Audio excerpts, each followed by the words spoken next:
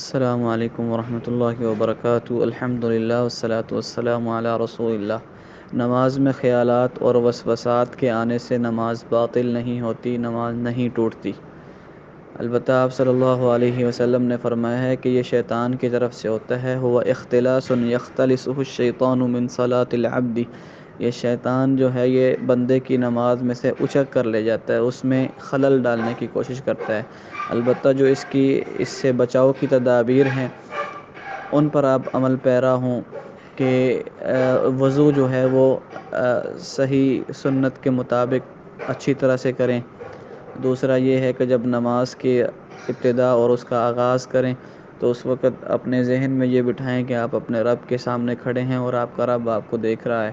تیسرا یہ ہے کہ اگر زیادہ وسوسات اور خیالات آنے لگیں تو آپ صلی اللہ علیہ وسلم نے ہمیں جو تعلیمات دی ہیں وہ یہ ہے کہ آپ اپنی نماز کی حالت میں ہی بائیں طرف 3 دفعہ اعوذ باللہ من الشیطان الرجیم پڑھنے کے بعد پھونکیں۔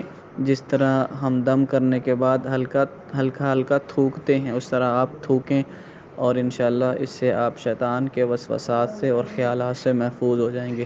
واللہ اعلم۔ السلام علیکم ورحمۃ اللہ۔